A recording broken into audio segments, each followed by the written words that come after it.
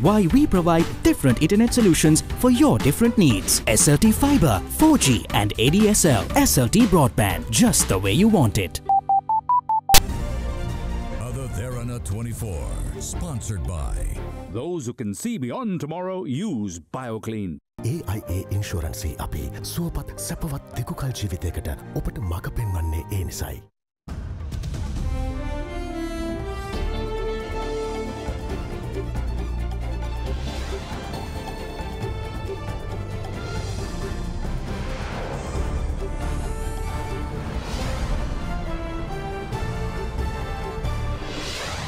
Tonight, a questionable deal.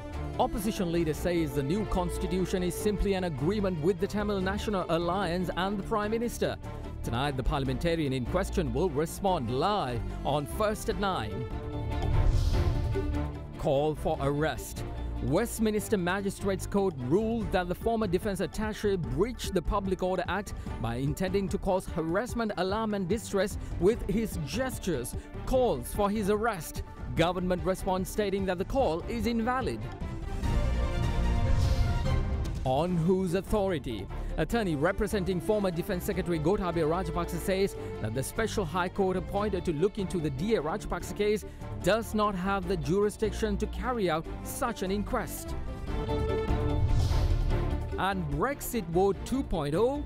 Leader of the British opposition Jeremy Corbyn has endorsed a plan to force a second EU referendum as he bowed to pressure from Labour Party members and MPs. However, Prime Minister Theresa May warns that a fresh referendum would damage social cohesion. Tonight, Tuesday, the 22nd of January 2019.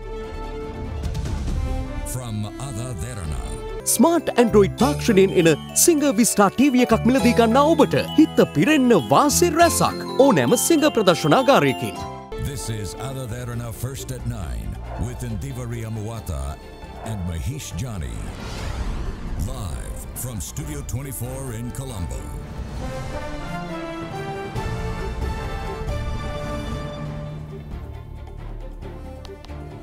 A very good evening and a warm welcome. Well, tonight too we will focus on a number of issues. The Constitution, yes, we will talk about it. But a highlight story, we have news from UK about action initiated, or rather Sri Lankan Brigadier Priyanka Fernando being found guilty. Mahesh, now this is a story we highlighted some time ago. Indeed, not only that story, there are two stories that is coming out from the UK that we are going to report to you tonight. One, as you saw in our headlines, about the second EU referendum, and of course that story which you mentioned about Brigadier Priyanka, who a court has said that he needs to be arrested, but the government has a different view. Right. We'll talk all about that, Indeed. but we start off with tonight's top story. Now, President Maithripala Sirisena today sprayed fire at ministers who were entrusted the police department, charging that nothing worthy has been done for the improvement of the law enforcement body in any shape or form. The head of state criticized previous ministers who handled the police department for seeing their appointments as another feather in the cap.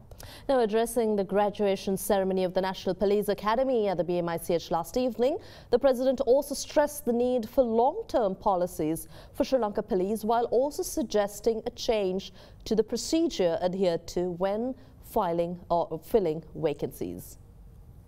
We have to think whether we can turn the police department into a professional body. As the minister who has been in charge of police during the last 2 months, I realized that most of the things that should have been done to strengthen the police had been neglected by all. Most of state departments fill their vacancies via competitive examinations. I think the police also should adopt that system. We can't do this in a hurry, but the government should form a policy over appointments. We must have a long-term policy for the future and must have a professional police department in the country. During the last 2 months, I also realized that the ministers who were entrusted to handle the police department used the post as a feather in their caps.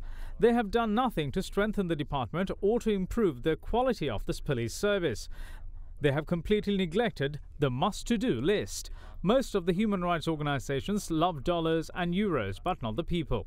Even after decades of war, they remind the people what took place in the past. They organize different programs in war-torn areas, reflecting the bitter incidents of those gloomy days. I know they also spend their money against us. They will also use their money in elections. I have no objection over the police taking due action on the criminals and underworld figures. Otherwise, we can't get the country on the right track. The committee report on the recent clashes inside the Chamber of Parliament was handed over to Speaker Karu Jayasuriya today. The Speaker appointed the committee to probe the violent incidents that took place during the Parliament sessions held on the 14th, 15th and the 16th of November last year.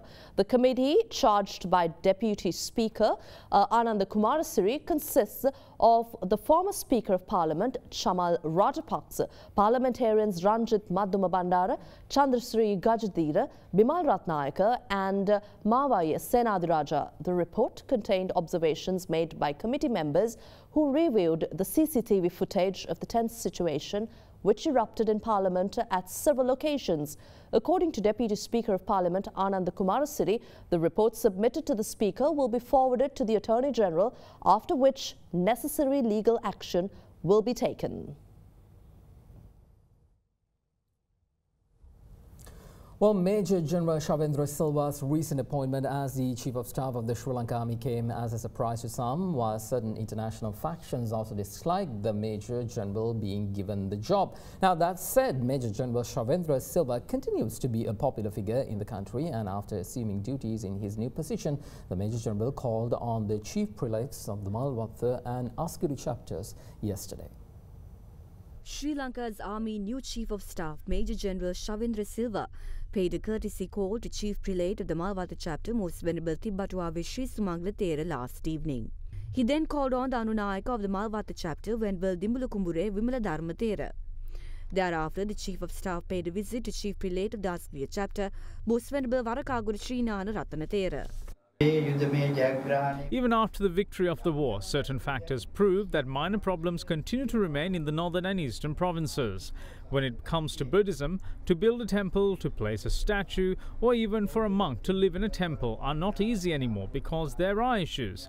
As Buddhism is given prominence in the country, the future would be uncertain if such situations arise. Therefore, I hope all of you will work accordingly and plan to avoid such incidents.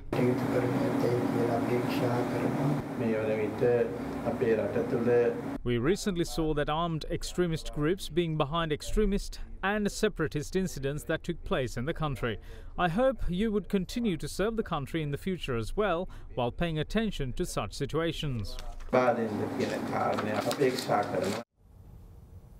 Now, ever since the idea of a new constitution was brought out in public, interpretations on what it would be and what it would mean to the country came flooding in from all sides. Various interpretations are given for the proposed new document, and in conjuncture is rife over who is actually pushing for a new constitution over whose requirement. Well, giving the latest interpretation to the document, opposition leader Mahinda Rajapaksa labelled it as a mere agreement between the Prime Minister and ITAC parliamentarian M.A. Sumantiran. This responding to questions raised by journalists following an event held at the Juma Mosque in Kolpiti today. The opposition leader, however, conceded that Sri Lanka is in need of a new constitution. Leader of the opposition Mahinda Rajapaksa attended a function held at the Juma Mosque in Kolpiti today. This is an era where everyone should work together as Sri Lankans. We are able to live together with each other, setting aside hatred. However, there are extremists in every area of the country. We should not be overcome by those extremists, and we should take measures to improve the bond between us. Then the opposition leader also responded to questions raised by media. The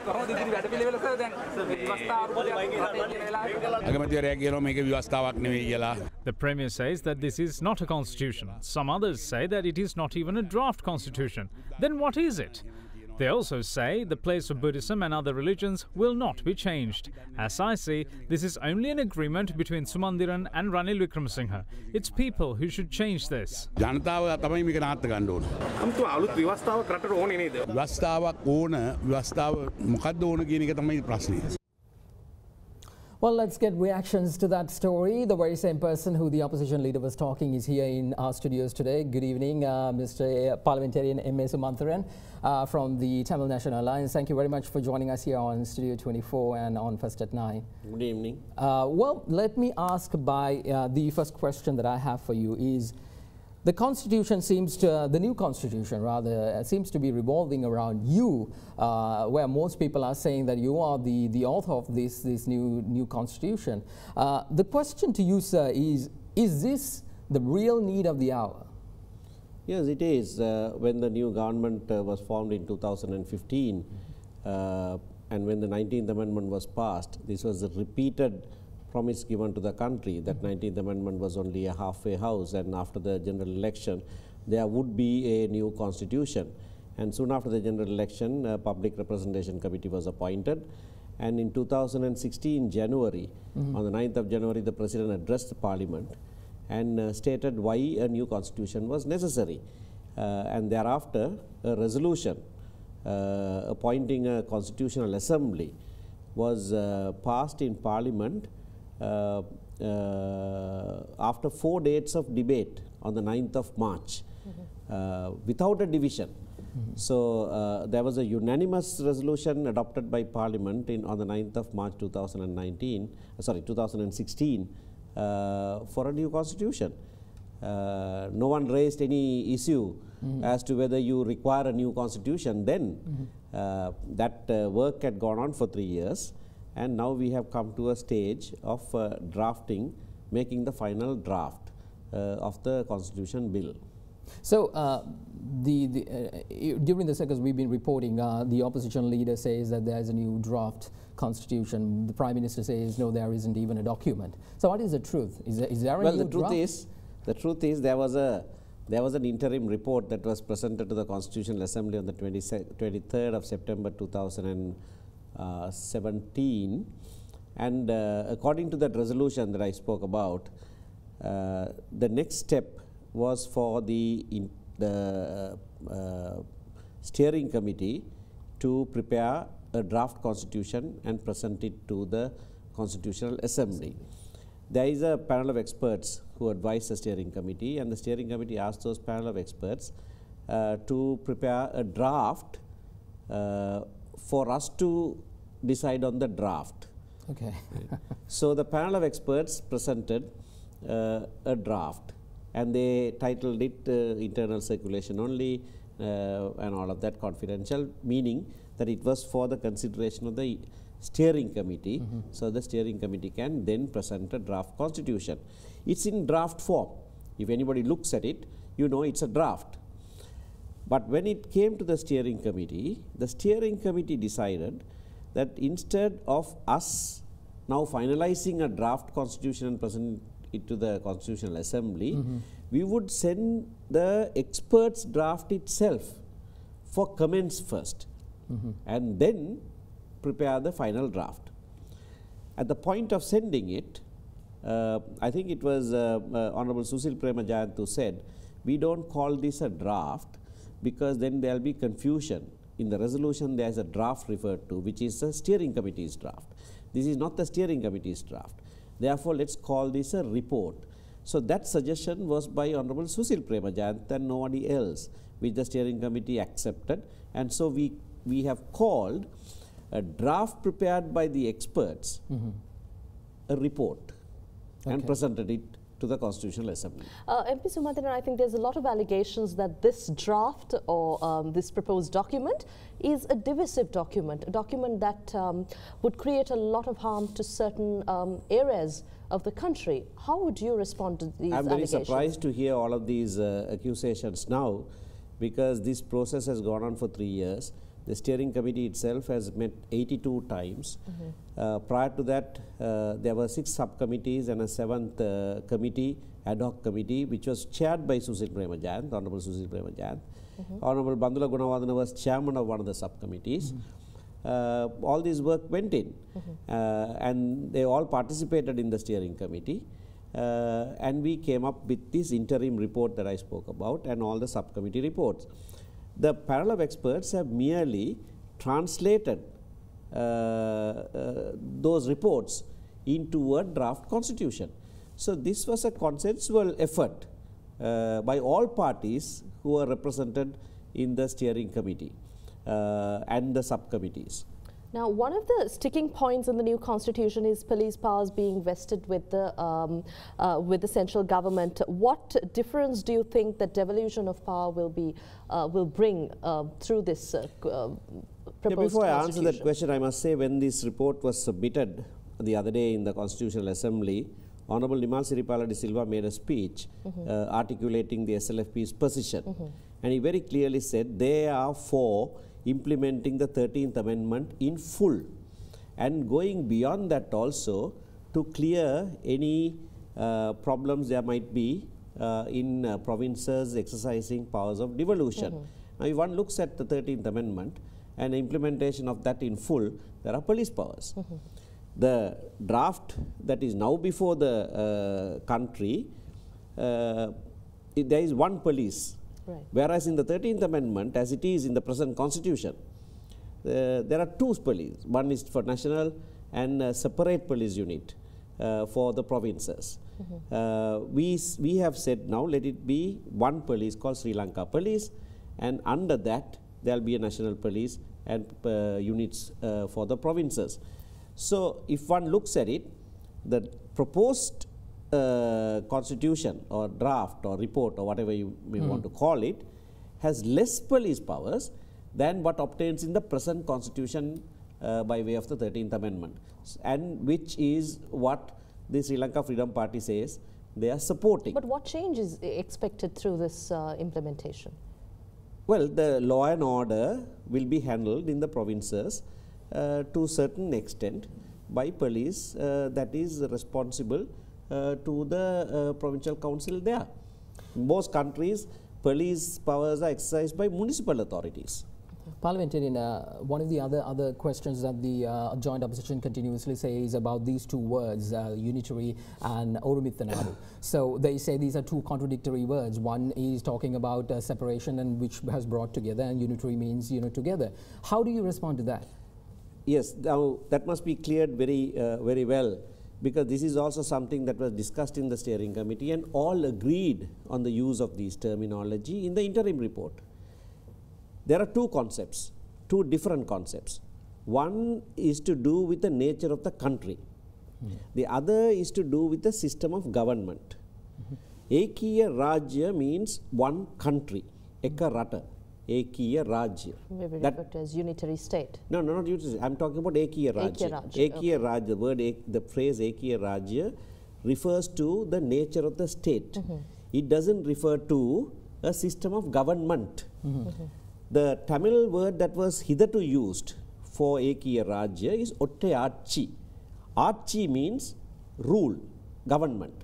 It means one government. Right? That refers to the system of government, like a unitary state. The whole idea that you have one unitary, one legislature comes from Britain, one legislature, no other competing legislatures. But Ekiya Rajya doesn't mean that. Ekiya Rajya means one country. And we understood the reason why the majority Sinhala people want to use the word Ekiya Rajya, because their main concern is that the country should not divide. Country must remain as one, and with which we agree fully. So we said find the equivalent term in Tamil, not Ottayachi, which is a system of government. So we used the word Nadu. Nadu means country. Orumitha means one. Or you can say Orunadu, whatever. But the equivalent term that refers to the first concept that I referred to, which is the nature of the country and not a system of government. Because the concepts of unitary and federal have undergone drastic changes in the world today. You can't, there is no dividing line between what is unitary and what is federal. The mother of all unitary states, Britain, has more devolution than any federal country in the world. So that has undergone changes. So we don't want to put labels and argue about the system of government. The system of government will be detailed in the constitution as to how it is to happen. But where the nature of the country is concerned, all of us have agreed that it must be one, undivided and indivisible. And in fact, we are the ones who suggested that we add the word indivisible into it. Right, I think on that note, we move on to other local stories making news tonight. Thank you very much, MP Sumantharan, for joining us at Studio 24. Thank you. All right, in other stories we have for you tonight, the attention of the world first fell on Brigadier Priyanka Fernando when he made a sudden gesture towards the LTTE sympathizing protesters on the 4th of February last year in London. Now, video footage which later circulated in social media showed the brigadier pointing to insignia on the uniform. Well, this caused outrage among champions of the terrorist group, while the will of the West was that the brigadier be removed, and he was later recalled to Sri Lanka. After being dormant for a while, now the issue has resurfaced with foreign media reporting that a UK court has declared Brigadier Priyanka Fernando guilty for his gestures. It is also said that an arrest warrant is also issued. When we contacted Army spokesperson Brigadier Sumit Athapattu, he said Sri Lankan government or Brigadier Priyanka Fernando is not informed of such a development. A group of LTTE sympathizers engaged in a protest near the Sri Lanka High Commission in London on the 4th of February last year. The then Minister Council of Defence attached to the Sri Lanka High Commission in London, Brigadier Priyanka Fernando, arrived at the scene and made a certain gesture towards the protesters. Although the Minister of Foreign Affairs decided to remove him as a defence attaché, right after the incident it was cancelled following the intervention of President Maithripala Sirisena. He was later recalled to Sri Lanka, citing consultation requirements. Given what happened in London, the name of Brigadier Priyanka Fernando resurfaced once more with the news that he is found guilty by the Westminster Magistrates Court in UK over the gestures he made. International media says that the brigadier is found guilty of 2 of 3 offences under Public Order Act by signalling, quote, a death threat to Tamil protesters, unquote. Media reports further read that the Westminster Magistrates Court issued an arrest warrant on Brigadier Priyanka Fernando, ruling that his actions were threatening, caused harassment, and that he intended them to be so. Furthermore, it is also reported that following this judgment, an international arrest warrant is likely to be issued for Sri Lanka's ex-defence attaché, and that if the Sri Lankan government refuses to cooperate, its High Commission in London will be summoned to appear before court. In the meantime, the Sri Lanka High Commission in London, stating the government's official position, said that the verdict given by the Westminster Magistrates Court was the result of a private complaint made by a private party against the brigadier.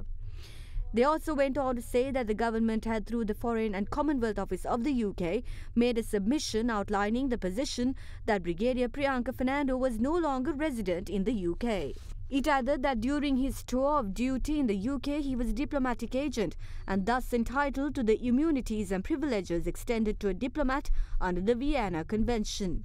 They have also emphasized the fact that Brigadier Fernando could not be subjected to any legal proceedings in a court of law in the UK. However, when other Derana First at 9 contacted the Army media spokesperson, Brigadier Sumit Athapattu, he had this to say about the development. About Brigadier Priyanka's court case in UK, through the defence attaché at UK, after your inquiries only, we got to know that they have a case against him filed by India. Actually, we have not been informed in proper channel. Without intimating us in that manner, we cannot consider about it. When questioned what measures will be taken in the event the government of Sri Lanka is officially informed about the situation, this was his response. Then we will have to consult the legal segment of the Army and the Ministry of Foreign Affairs, according to which we have to make our decision. The case levelling financial misappropriation charges against former Defence Secretary Gotabaya Rajapaksa has become a protracted affair. The case was in fact one of the first cases to be taken up by the newly established Special High Court, which the government says was formed to expedite pending cases. Nevertheless, President's Counsel, Attorney at Law Ramesh De Silva today argued that the Special High Court does not have the authority to hear the DA Rajapaksa Museum case involving the former Defence Secretary and 6 others. Counsel De Silva insists that the relevant case does not fall under the jurisdiction of the Special High Court. He went on to say that in accordance with the Judicial Amendment Act, the Special High Court is only authorized to hear cases pertaining to serious economic and financial crimes when it was taken up this morning. The indictments against the 7 defendants, including former Defence Secretary Gotabaya Rajapaksa, pertaining to misappropriation of funds amounting to 33 million rupees in the construction of the DA Rajapaksa Memorial Museum at Veerakatiya, was read out at the Permanent High Court trial at bar today.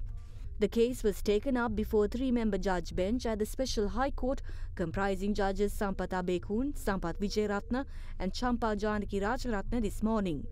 Defence Attorney President's Counsel Ramesh De Silva presented a preliminary objection before the court, stating that the Special High Court does not have the authority to hear the case. He went on to argue that according to the Judicial Amendment Act, the Special High Court is only authorized to hear cases pertaining to serious economic and financial crimes, such as the case pertaining to the bond issue, and that this particular case does not fall into that category. Subsequently, Deputy Solicitor General Dilip Papiris, appearing on behalf of the complainant, requested more time to respond to the preliminary objection submitted.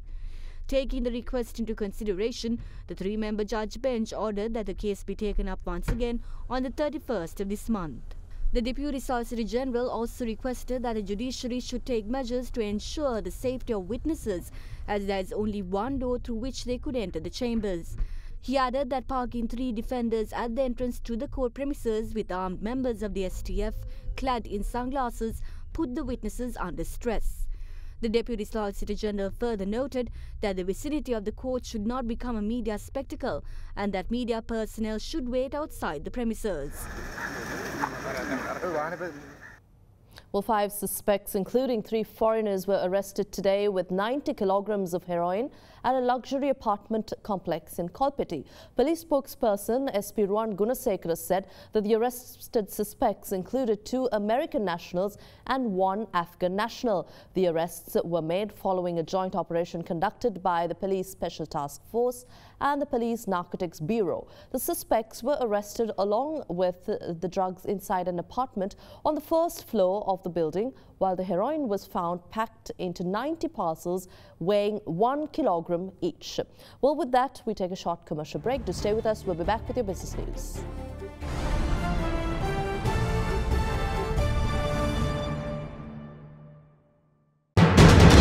You are watching Sri Lanka's #1 news channel. This is Derana 24.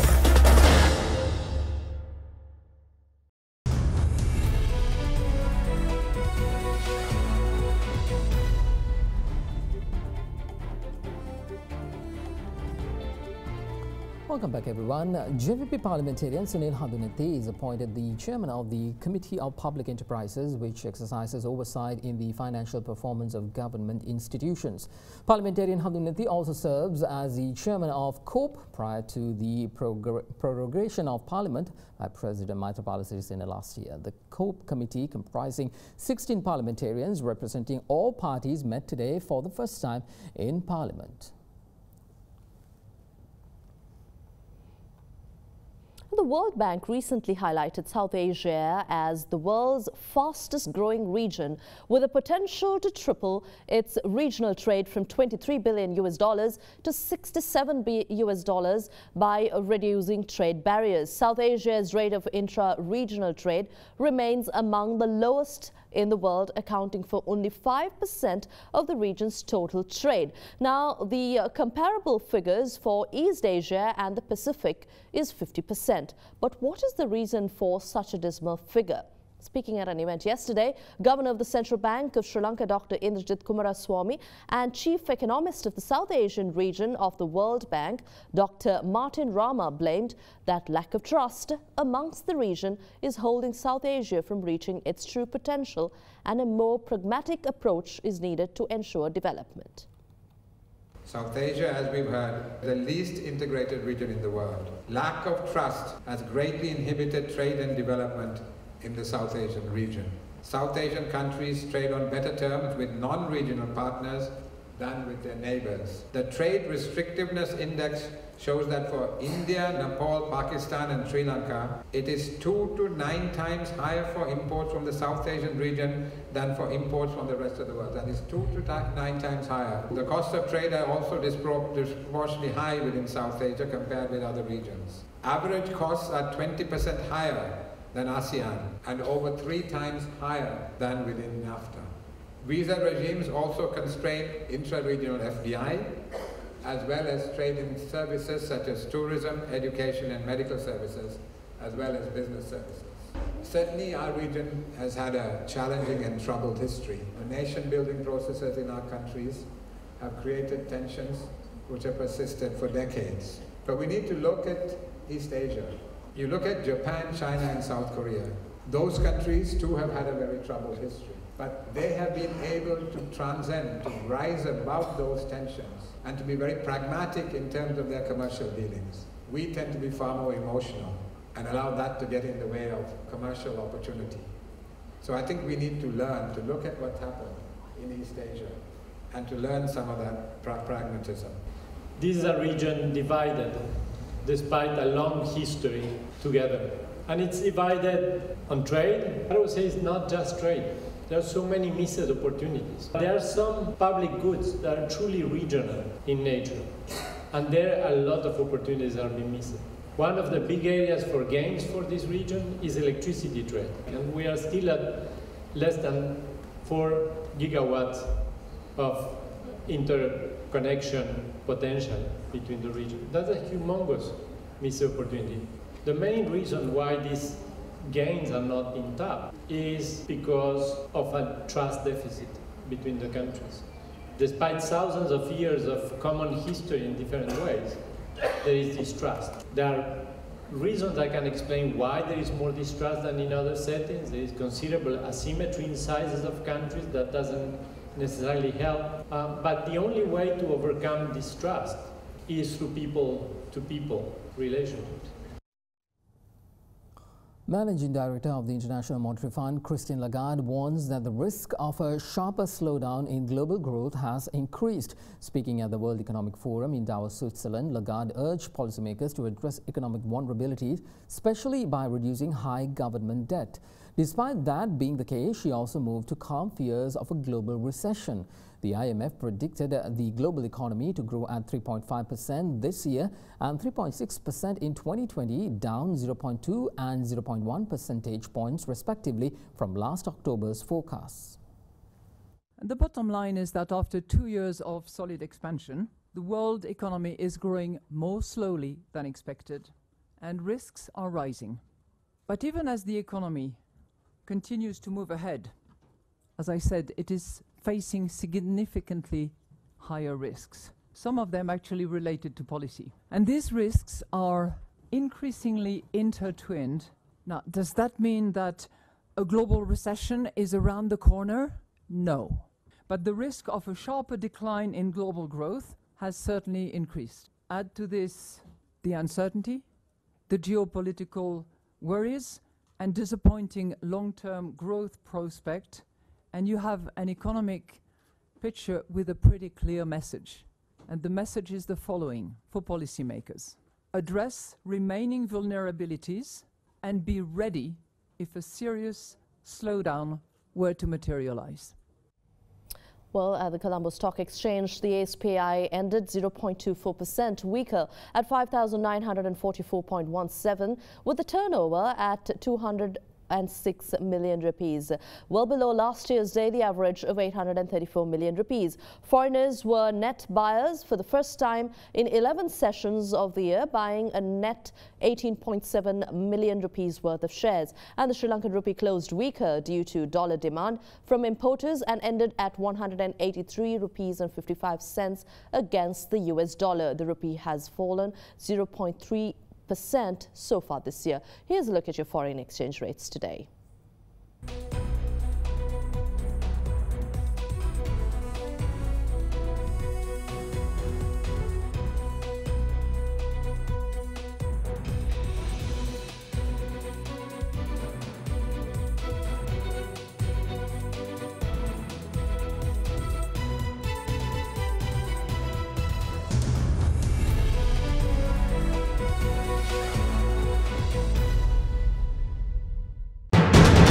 You are watching Sri Lanka's #1 news channel. This is Other Derana 24.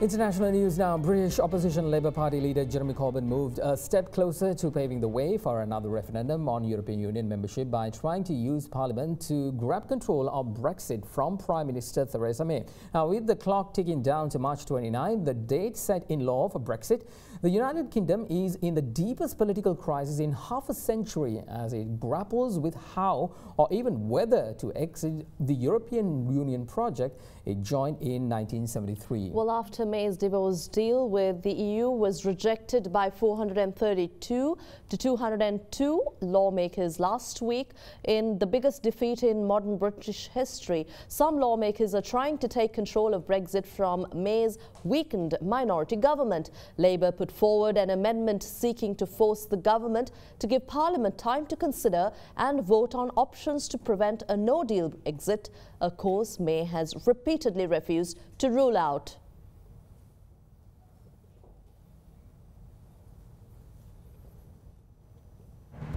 Well, that's all the news we have tonight. For any of the stories that you missed, you can log on to www.otherderana.lk or follow us on our social media sites. I'm Indira Yamwanku. And I'm Mahesh Joy. Good night.